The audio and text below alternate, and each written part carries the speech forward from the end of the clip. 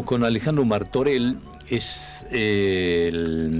fue director de la empresa Aunor en aquel momento en que el gobierno de Juan Manuel Urtubey decidió levantar el sistema.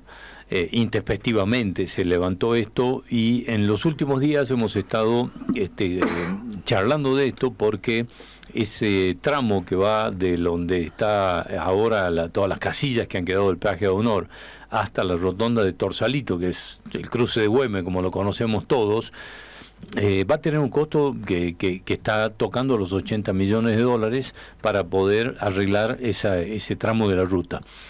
Pero queremos conocer la historia de esto, porque esta es una historia de una decisión, yo diría con un nivel de torpeza pocas veces visto, con niveles de irresponsabilidad incluso, y con un costo para todos los salteños, de una decisión que entendemos tiene un origen más de características políticas, pero lo vamos a hablar con Alejandro Martorell, que es uno de los que terminó afectados por esta situación, y queremos ver cómo se vivió ese momento y qué es lo que pasó. Así que, Alejandro, como siempre, gracias por aceptar la invitación.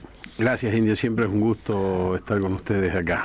Bueno, contanos un poco de la historia de esto, porque hemos conocido esta noticia ahora de que nos va a costar 80 millones de dólares esto, pero me parece que hay que ir más allá, ir a aquel momento en que se decidió terminar con esta concesión.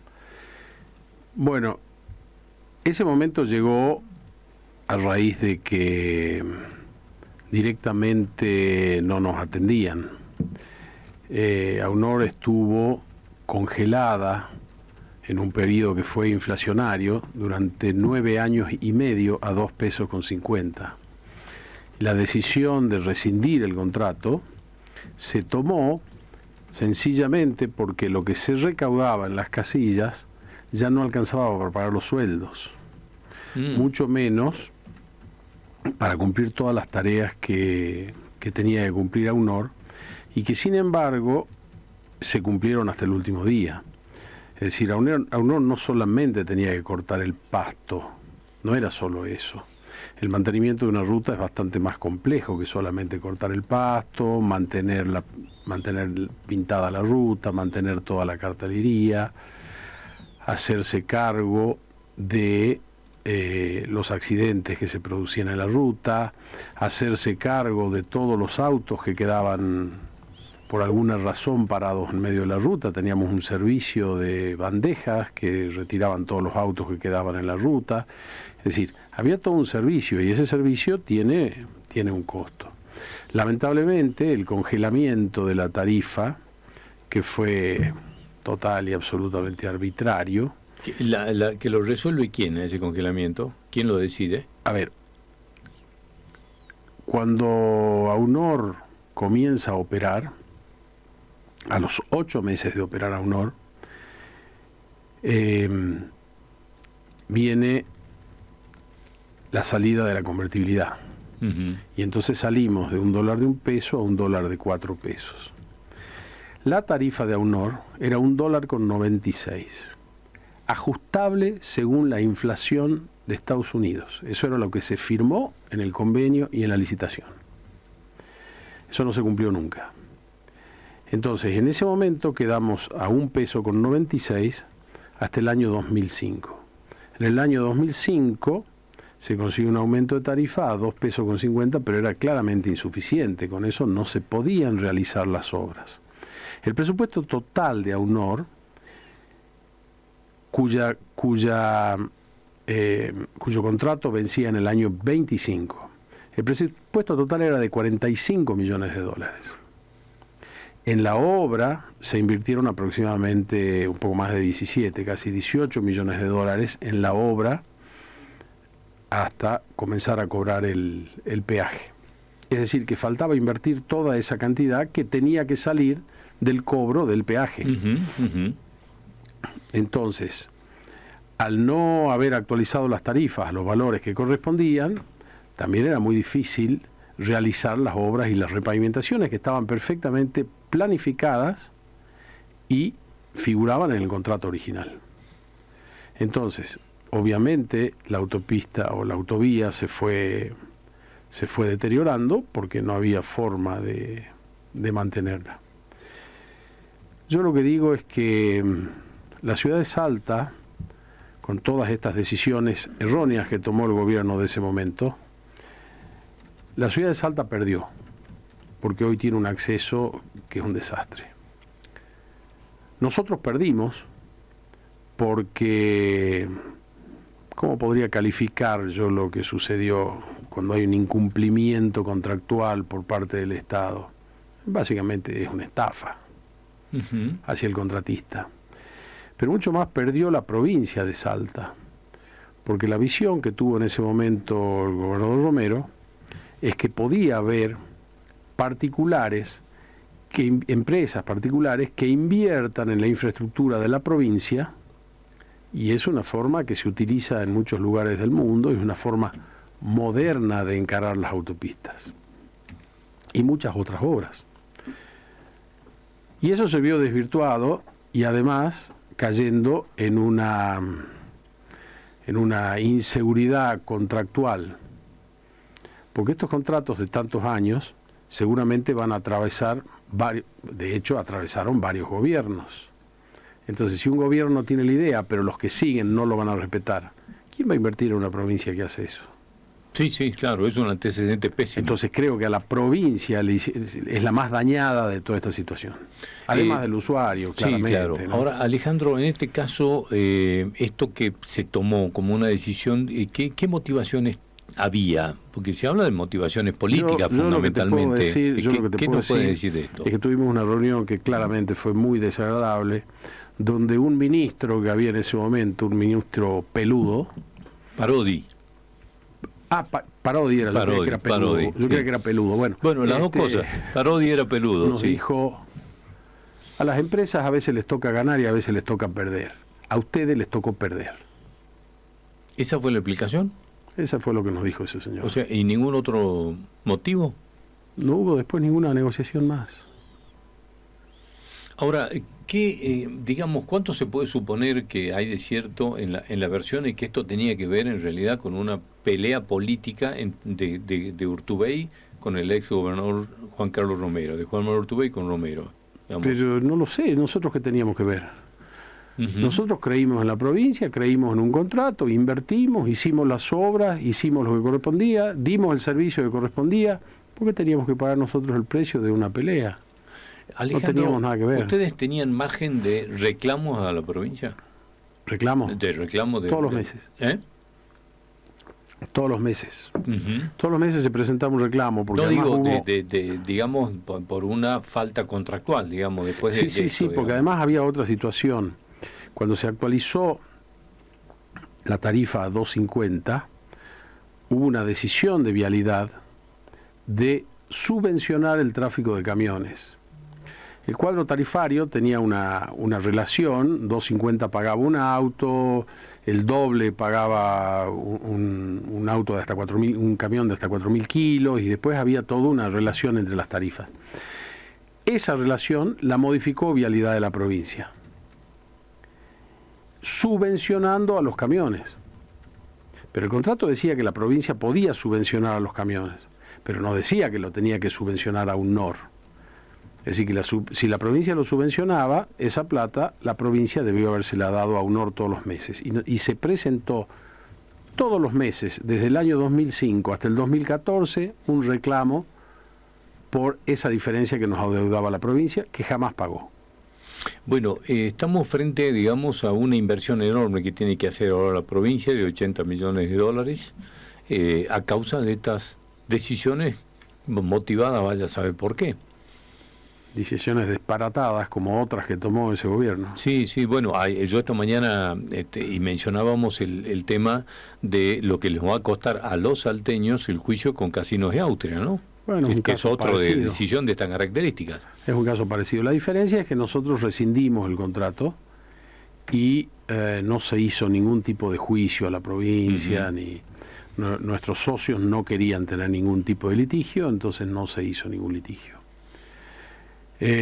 Con lo que se cobró en la rescisión del contrato, prácticamente se pagó la indemnización al personal que luego fue contratado en Vialidad en su totalidad. Todos pasaron a ser empleos públicos. Claro, es decir, con costo para la provincia. Claro. Y en este caso me decís que la única argumentación fue esa, le tocó perder. Nunca tuvimos una respuesta a nuestros reclamos. Ni explicaciones de por qué se tomó. Ni respuestas, ni explicaciones, decisión. y además nos costaba mucho que nos reciban para hablar. Alejandro, en este caso, esa ecuación que vos me hablabas de que estaba, digamos, de acuerdo a los cálculos, como estaba establecido en el contrato, era una ecuación que cerraba para las inversiones que había que hacer. Digamos, ¿en cuánto tiempo? Bueno, nosotros teníamos que entregar en el año 25 la autopista en perfectas condiciones. Eso es lo que decía el contrato. Nosotros teníamos que ir haciendo todas las repavimentaciones y todas las obras que requirieran la autopista para en el año 25 entregarla en la misma condición con que inauguramos el cobro del peaje. Bueno, y esto, digamos, por supuesto que la ecuación no se cumplió nunca, pero vuelvo a la primera pregunta. ¿Quién decidió ese congelamiento de la tarifa del peaje? En realidad no se decidió un congelamiento, sino que, no me acuerdo bien si hubo un decreto, qué fue, pero el contrato decía que la tarifa se actualizaba todos los años con el índice de inflación de Estados Unidos. Y eso no se cumplió nunca en el contrato. Nosotros probablemente tendríamos que haber hecho un juicio en ese momento, pero uno siempre tiene la esperanza de que va a poder resolver los problemas por la vía del diálogo. Provincial, ¿no es cierto? Claro, sí, provincial. Sí. Porque si bien esa es una ruta nacional, se hizo un convenio, la provincia hizo un convenio con la Nación para poder ejecutar estas obras y para poder hacer todo esto sobre la ruta 9, que es nacional. Que es el problema que tenemos ahora, porque en algún punto la provincia, digamos, Nación, se desentiende de querer recibirlo de nuevo. Dice, no, nosotros tenemos aquí una sesión, háganse cargo. Es decir, nos dejaron, como dicen, nos dejaron un clavo. Claro. Porque, digamos, Nación no quiere recibirlo ahora. Por eso es que los salteños ahora vamos a tener que pagar 80 millones de dólares para reparar eso. Es difícil la solución, porque yo hago un número rápido. Si nosotros, el total de la inversión eran 45 millones, o sea, digamos la mitad de lo que es ahora, pero, había que invertir 18 para la obra y luego eso se invertía durante el periodo de la concesión. Ahora estás hablando de 78 millones para ejecutar la obra. ¿Y cuánto más para el mantenimiento de la obra en 20 años de contrato, en 30 años de contrato? ¿Cuánto más hay que invertir? Es decir, que no son 80 millones. Es que no estamos... Es mucho más de 80 millones. Sí, pero además te hago un agregado que no sé cómo se puede llegar a hacer el número. ¿Cuánto nos costó esos empleados que pasaron de ser empleados de AUNOR a ser empleados de la provincia? Digamos, me parece que es un costo que hay que sumarlo, ¿no? Están en vialidad. Ahí nomás tendríamos que pasar de $2 a $4 la tarifa, ¿no? Pero eso habría que sumarle todas las obras de mantenimiento. O sea que tendría que ser bastante más de $4 un peaje para poder hoy hacer eso. Ojalá lo puedan hacer. Pero conociendo los números suena un poco difícil, ¿no?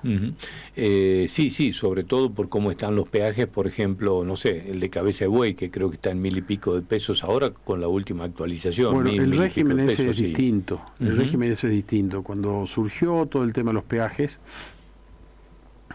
hay dos regímenes para peaje. Uno es el de los accesos a las ciudades, que es el caso de AUNOR. Y otro es el de las rutas troncales, que es el caso de Cabeza de Buey. Los peajes de las rutas se hicieron porque en ese momento había una deuda de vialidad de la Nación muy grande con las empresas constructoras. Para resolver esa deuda, que si yo mal no recuerdo, porque bueno, esto es en los 90, han pasado muchos años, eran alrededor de 7.000 millones de dólares, una cosa así, la deuda que había con las empresas contratistas. Entonces una solución con las empresas contratistas fue concesionar esas rutas para que cobren el peaje y se hagan cargo del mantenimiento. Eso es lo que hizo Menem. Pero luego esos contratos vencieron y el que renovó los contratos fue Devido. Y cuando Devido renueva los contratos, crea un ente que se llama OCOBI, si mal no recuerdo. Sí. Entonces cambian los contratos. Esas empresas lo que cobran hoy mañana lo tienen que depositar en el Banco Orocovi. Y solamente realizan las obras que les ordenan hacer. Y cobran las obras que les ordenan hacer. Es decir, no tienen la obligación de mantener la ruta. Y ahí se está viendo el problema que hay en Metán, que claro. Es tremendo, Sí. Realmente eso está intransitable.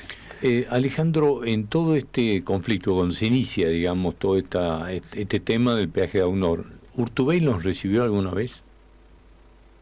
No, Nunca. nunca. E intentaron, obviamente, hablar con él. Una vez estuve en una comida con él donde le dije que le iba a pedir una audiencia, me dijo que sí, y estuve 2 semanas llamándola a la secretaria, y nunca me atendió. Y cuando los atendió Parodi. Nos atendió Parodi. Bueno, para nada, digamos, solo para comunicarle que estaba terminado el tema. Para decirnos eso, que nos había tocado perder. Porque está muy bien que la empresa pierda, porque ese es el riesgo empresario, ¿no?